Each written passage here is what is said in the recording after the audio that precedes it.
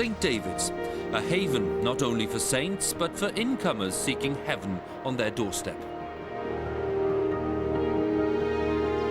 John Price is a local businessman who sells landscape. His boat business carries thousands of tourists a year, and he also develops and markets properties. Business is booming, but it wasn't always like this, either for John or the local community.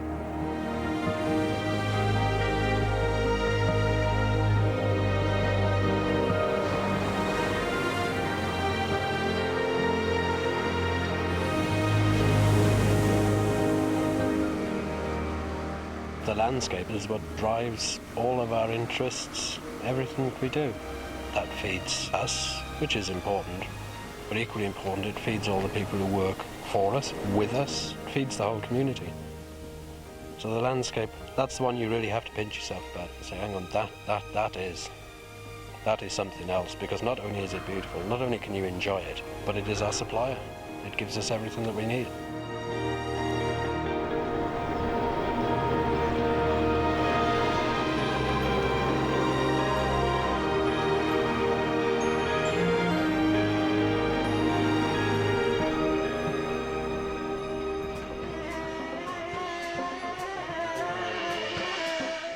A party for locals and incomers at one of the most sought-after cottages in Pembrokeshire.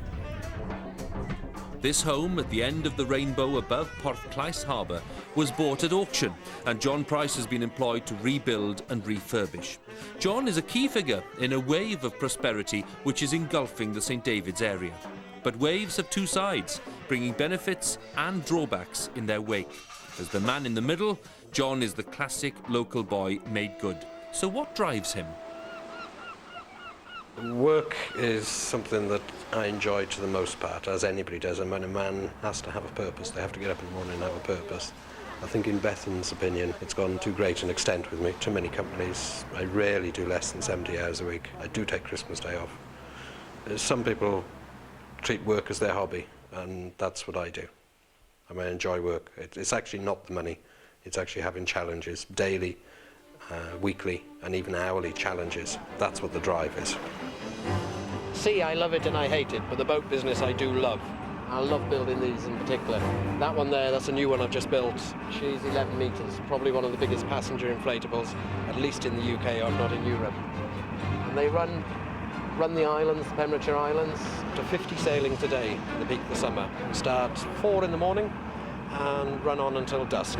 It's like running a small airport. 20 people running the business, keeping it fueled, keeping it running. Beauty to watch. Very proud of it indeed.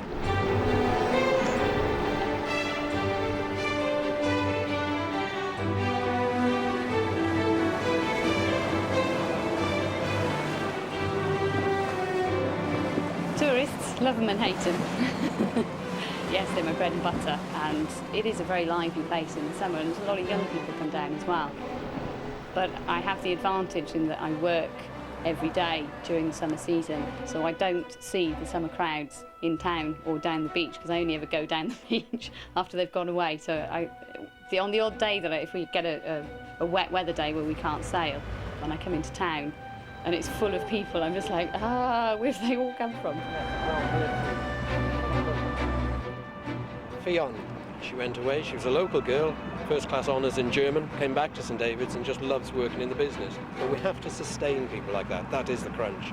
Tourist businesses traditionally gave people casual employment. By operating all year, they start running out of work. I can say to them, do you fancy helping out with the decorating on a building site? It's robbing Peter to pay Paul all the time, but it keeps us all fed. That's what's giving the business its strength, all of the businesses.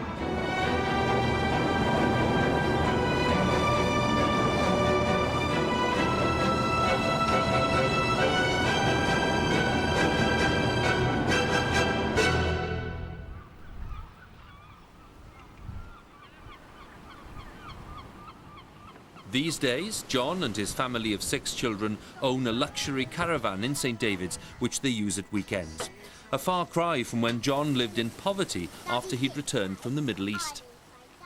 The old thing was you'd do a contract in the Middle East and in a few pounds, come back, have a long break, run out of money and go back and get another contract. I met Bethan and decided not to go back. But that then meant having to start afresh in this country and with no money. That gave us a problem for a few years. We can't deny it. I mean, we were exceptionally broke.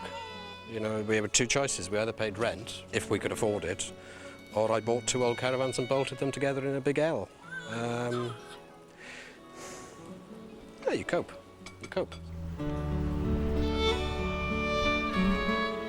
We were living in a field, lots of mud, difficult, walking with the shoes and all the mud and the mess. Cattle used to rub up against the caravan now and again. Yeah, cattle against the caravan. Had a cow in the caravan. Not quite. But 2 legs and a head is enough. I was fishing. I had my own boat, a lobster pot fisherman. Well, the bank had the boat. We couldn't catch enough. Bethan worked in the local hotel, waitressing, and then the boat sank. The fishing boat sank. I remember the bank manager laughed at me when I said, "Well, I got to do something else," and I owed him so much. And I said, "Well, the only thing I can think of, I'll buy an inflatable boat and put passengers on it." And he said to me, he said, "I've got no reason on financial projections to believe you," he says, "but somehow or other," he says, "I think you might just be able to do it." And then we ran for a year with that. And I actually made a little bit of profit, and it was a turning point. It was a huge turning point.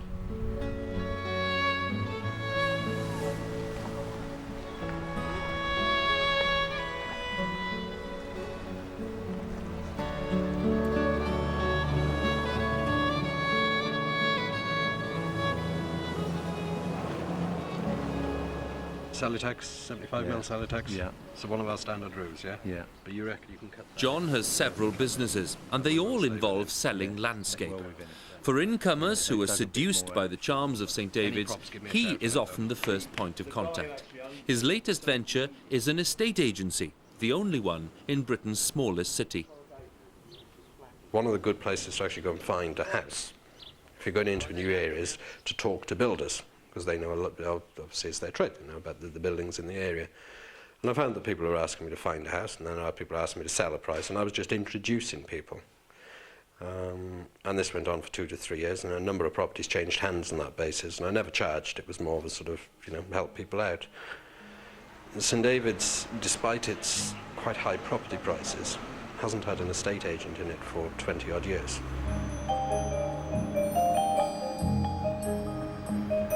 Some time ago we thought about moving into real estate, and sort of, was it worth us looking into? Do we move into that area? And whilst it's not a main element of business on the construction and surveying side, the first thing it did, it gave us a way to meet people who are investigating purchasing property in the area. It therefore opened up a sort of client base for us. It also provided a focal point for surveying in St David's, provided the office that we have here. And at the same time I bought some properties in the centre of St David's. Then I worked with West Wales Properties and we developed the St David's office in partnership.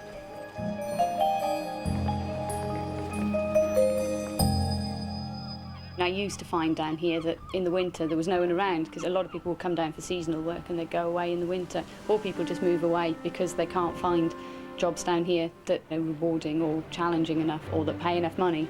It is very difficult, and I guess over the last 3 or 4 years house prices have rocketed to just ridiculous amounts down here.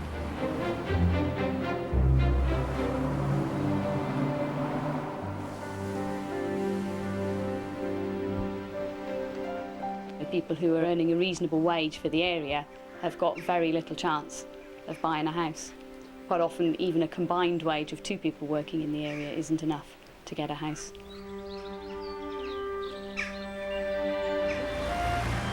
The only properties locals can really afford these days are council properties, and the chance of living somewhere with a sea view or one of the little cottages, they all go, almost all go as second homes.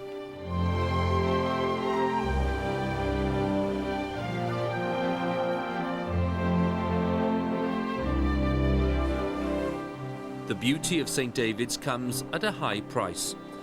This cottage at Portrays belongs to Wales's youngest QC, Russel Harris, who was brought up in the South Wales valleys. Russel wanted a base back home in Wales with his family, away from the urgency of London. I suppose the main reason is self-evident if you just look around. We're overlooking the harbour, overlooking the Atlantic. It's one of the most attractive unspoilt Pembrokeshire cottages remaining in one of the nicest places, in my judgment, in Europe. That was the first reason, I think, but the other reasons are a little more difficult to express, particularly with this one playing in your face. Hey, come here. But you could see from the moment that you came here that this was one of the gems of Pembrokeshire.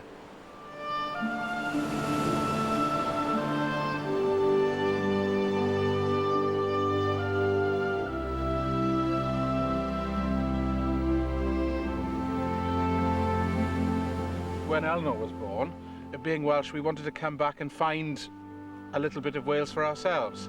And I think that's ultimately been the most important reason, just to have a nice house in Pembrokeshire where there's a very profound sense of community for us to come back to, away from the sort of life that we live in London.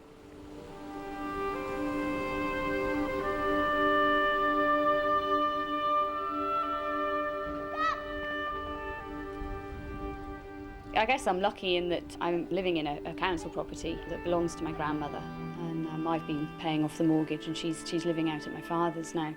She bought it at a period before the house prices rose, about 4 years ago, so she bought it at a reasonable price. In those 4 years, the house has probably tripled in value.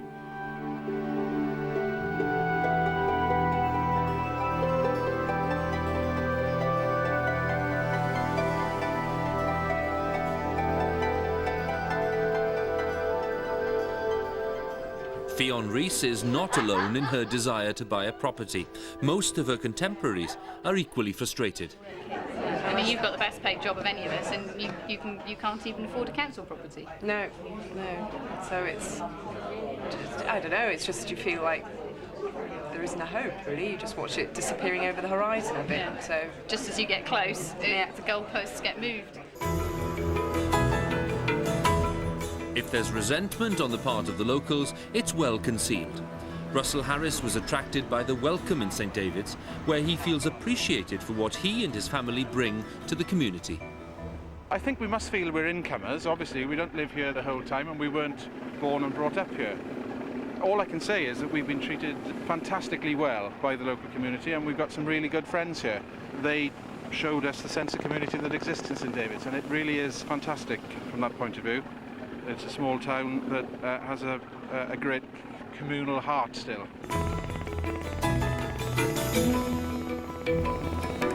I'm not Welsh. I didn't grow up in Wales. I don't speak Welsh, so sometimes I feel like I'm an incomer. You know, I want my slice of heaven, and I choose to live here and work here. But also, why shouldn't I buy a house here? And everyone wants to live somewhere beautiful, but you have to live here year-round, and not just a day. look at Jackie's place where she's the only one left in a hamlet living there, and you go up there It's in an the empty winter, hamlet. and it's creepy. Dead. And Deb used to live on a street, and she was the only one that lived there in the winter. The whole street was empty, and there's just no heart to the community. It's soul-destroying. Unlike many other second homeowners, Russell is a frequent visitor with roots. I think apart from my family, all of whom are Welsh in any event, the thing I'm probably most proud of is my Welshness.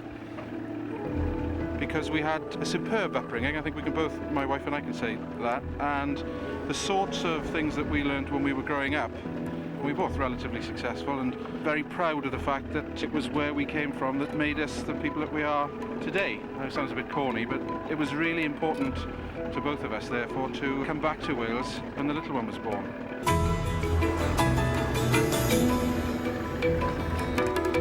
We employed John Price really as a matter of luck because he had been instructed, or his firm had been instructed, to do a survey on the house for other potential purchasers. And to be fair to those, they were unsuccessful underbidders at the auction. To be fair to them, they gave us John's name. He was able to bring local craftsmen to the job who knew the house extremely well, who loved the house, and were able to bring all of their local craft work to the project. Anyhow, yeah, we'll get a coat all the way round. As you know, we need some decent weather so it can dry slowly. It needs about a week to dry. Yeah. And we'll be here for about 4 days doing the job. Okay. That's all right? Yeah, we'll do it in September. Yeah. Okay? Brilliant, brilliant. Good. What next?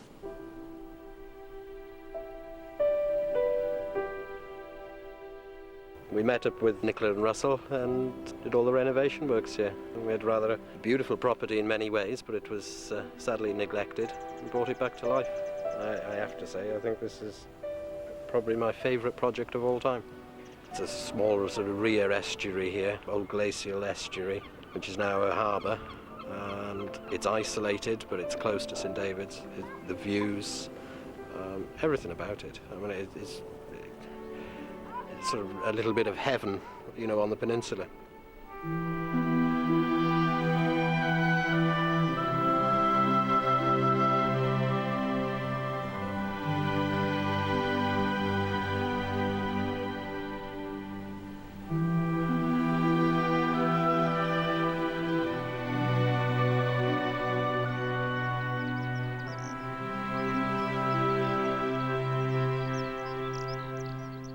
The community here is something special to us and reminds me in particular of the sort of Valleys community where I grew up. Now, my parents don't live in the Valleys anymore, so I'm not entirely sure whether that Valleys community is still there in the same way.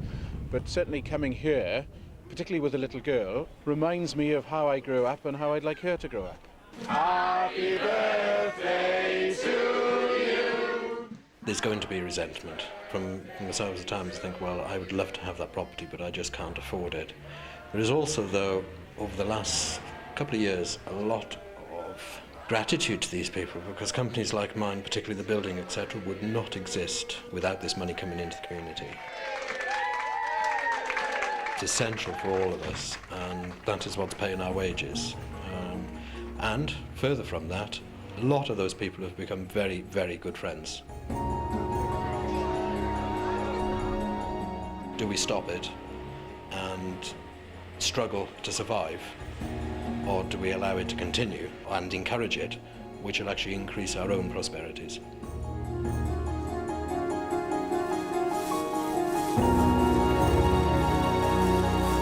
If Russell left Wales to become a success, John stayed to succeed on his own patch. The early experiences of poverty went deep in more than one way. The caravan experience all those years, it drove me to work and work and work and work. And eventually we managed to buy an old stone barn, which over a period of years we converted and became our first house. That's what got us onto the ladder. I have to say, in retrospect, it was really pleasant in the caravan. And you do all this work to create things, materialistic things, to look after your family. But truth be known, the days in the caravan, it's something that I could go back to, and I'm sure Bethan could. More time off, smaller house. It's a simple equation. Having a caravan down here, and just looking at the view. Well, same as the house. Just, yeah, the house, everything, it's just it's lovely. Views. You don't appreciate it though until you moved away from it. Really, I suppose we take it for granted a bit. And then the people come on holidays and just think this place is heaven. And then September time, October time, you sort of sit back and think, gosh, it is. It's heaven. That's when you do need to pinch yourself. It's because you look at it every day. Sometimes you need to pinch yourself and say, that is spectacular.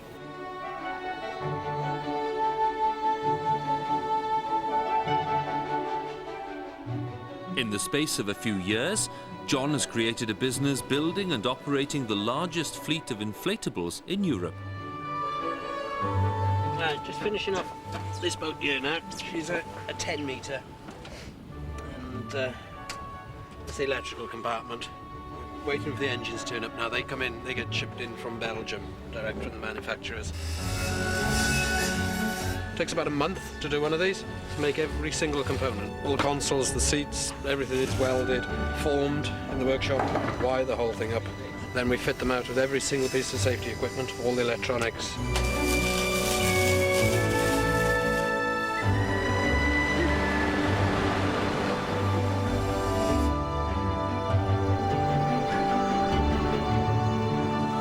Deliver a boat absolutely 100% ready for operation. Because we operate our own boats, it puts us well placed in the market. We're builders, come fitters, but also operators. People like that, they like the experience.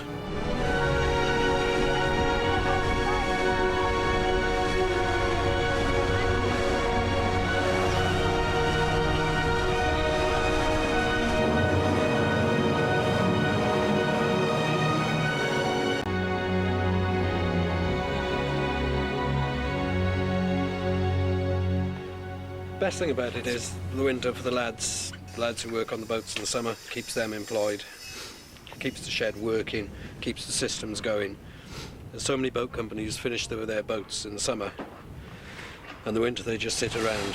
With us, we've got the whole thing moving. It keeps the momentum, keeps the energy, which is particularly important for the business, and keeps the cash flow, which is wonderful.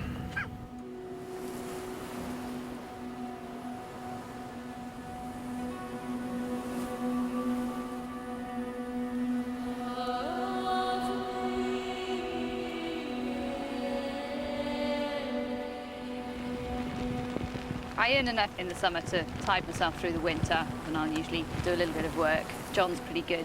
He will normally find some work for me if I'm struggling, and there's generally work on sort of boat maintenance to be done. Now that the company's expanded into boat building to a certain extent as well, there's normally work up at the sheds. So I managed to get by.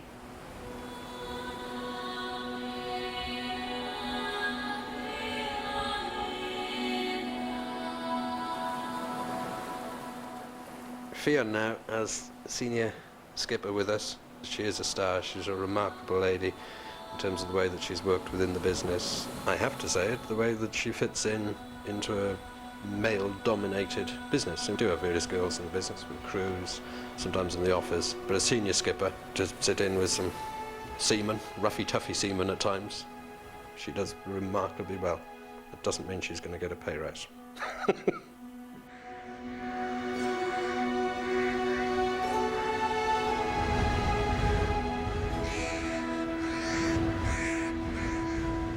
The one beauty about the business that I've set up is that I can be around all the time.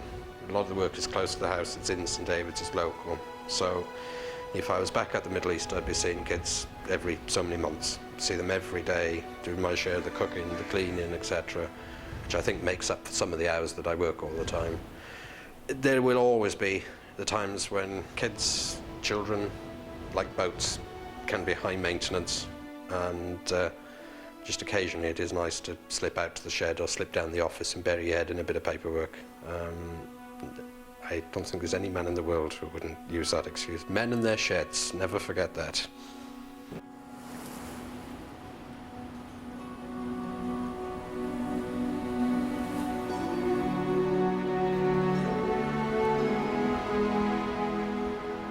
Once you've lived by the sea, it does tend to get into your blood.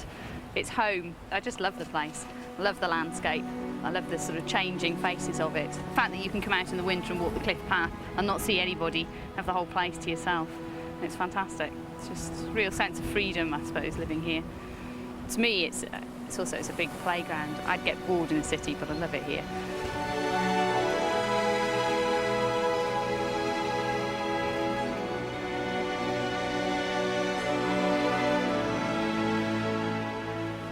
The contrast is everything, and to be honest, the contrast is what keeps you going in London. We both work fantastically long hours in London, which means, unfortunately, we don't see as much of each other or Eleanor as we like, and the thing that keeps me going, at least, is knowing that we can just nip in the car down the M4, we hear, it's quiet, there's nobody else around. Even if we don't leave the confines of the house and the garden, we just have a fantastic time when we're here.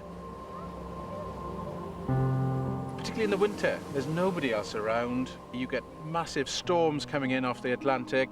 We can just sit down with a fire going, and the thought of that certainly keeps me going when I'm on day 43 of a public inquiry in Grimsby, staying in a not very nice hotel.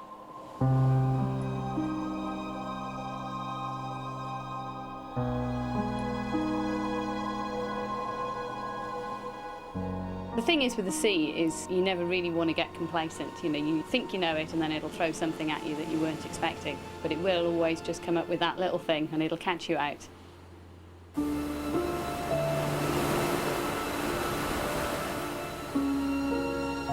There's something very elemental about it. It's actually very difficult to put my finger on exactly what it is about the sea that is part of my life, I suppose. Other than the fact that when I'm away from it, I really do miss it.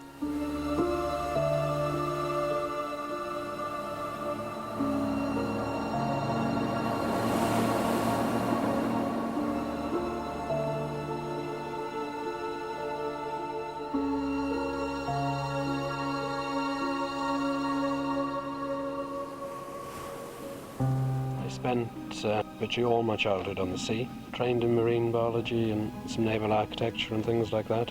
It's very important to me. It's the sea that, before any of the building businesses or anything else, it's the boats that gave us the living. Unfortunately, some years ago, I decided one day I didn't like being on it anymore. Like, it's the big joke in the company. You see me occasionally go down and try a boat out or something. The owner never to go on the boats is one of the biggest jokes around. I love it and I hate it. I admire it, I do understand it. Maybe I got a bit fearful for it when I got the kids. Maybe I just thought, Dad did so many risky things at sea, silly things, for money. Maybe that's what knocked it into me one day, made me think about it.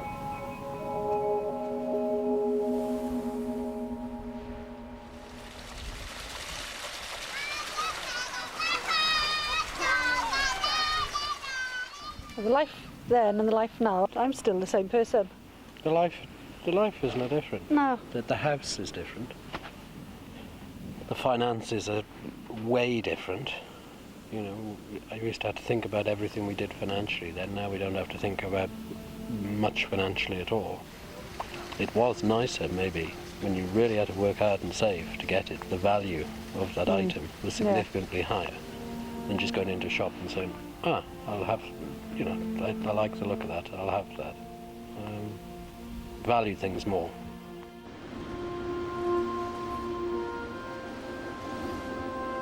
Autumn. The rhythm of the year begins to change. As daylight shortens, it's time to move indoors. Tonight there's a fireworks party to mark the appointment of Russel Harris as the youngest QC in Wales. A time of pride for St David's. Some wonderful people over the last few years have moved down. They've become friends, they've integrated well into the community. Some years ago, 10, 15 years ago, there was the danger of them and us, people who were possibly more affluent or more educated in some cases than ourselves. Those barriers have gone. It is now one community pulling together with that mix, that diversity of skills and backgrounds.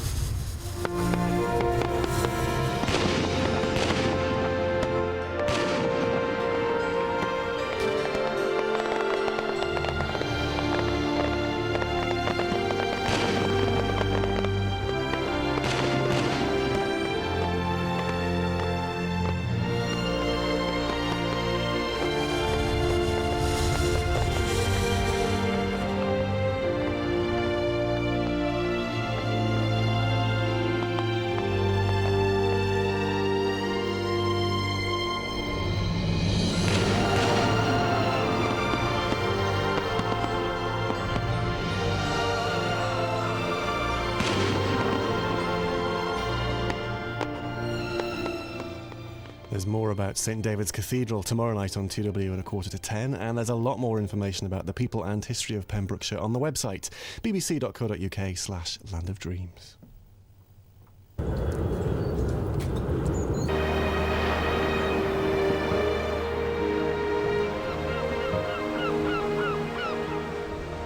St David's, a land of saints and stones, a place of beauty etching itself into the mind and spirit.